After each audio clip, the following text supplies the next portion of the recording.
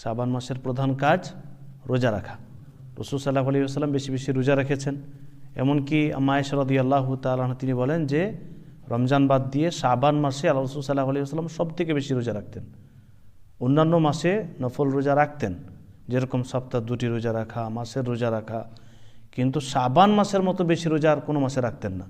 ফলে শাবান মাসে রাসূল সাল্লাল্লাহু আলাইহি ওয়াসাল্লাম থেকে যেটা প্রধান আমল সাবিত রয়েছে, প্রমাণিত রয়েছে, সেটা হচ্ছে রোজা রাখা। তো যত বেশি সম্ভব আপনার পক্ষে আপনি রোজা রাখুন।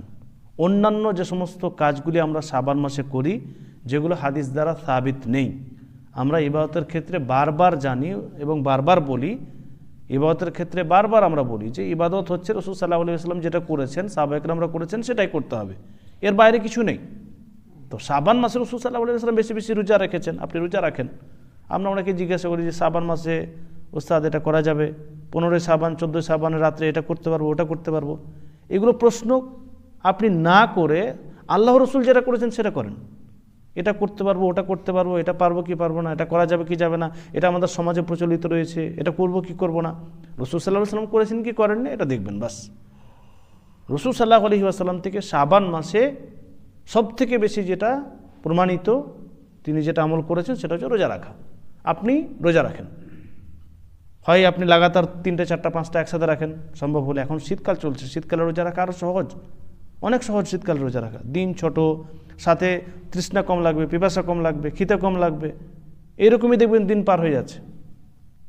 এমনিতেই শীতকালে পানিও কম খাওয়া হয়, দেখবেন পানি খাওয়া হয় না, চলেই যায় টাইম। তো শীতকাল রোজা রাখা সহজ। আবার ওপর থেকে শাবান মাস, তো রাসূল সাল্লাল্লাহু আলাইহি ওয়াসাল্লাম রোজা রেখেছেন। এই শীতকালে রোজা হয়তো আপনি কয়বার পাবেন, 3, 4 বার 5 বার পাবেন, তারপরে শেষ হয়ে যাবে। এখন হয়তো এই রমজান মাস শীতকাল পাবেন, আগামী রমজান, তারপরে রমজান, 2-3টা পাবেন, তারপরে শেষ। আবার যে কখন পাবেন আল্লাহু আ'লাম বিসওয়াব, পাবেন কি পাবেন না কোনো ঠিক নেই। তো শীতকালে রমজান এটা আমাদের জন্য একটা ভালো দিক যে আপনি শাবান মাসও পাচ্ছেন, আবার রমজানেরও কিছুটা অংশ ইনশাআল্লাহ শীতে হবে। তো রোজা রাখাটা সহজ, ফলে আমরা বেশি বেশি এই শাবান মাসে রোজা রাখার চেষ্টা করব। আল্লাহ তাআলা আমাদের সকলকেই তৌফিক দান করুন, আমিন।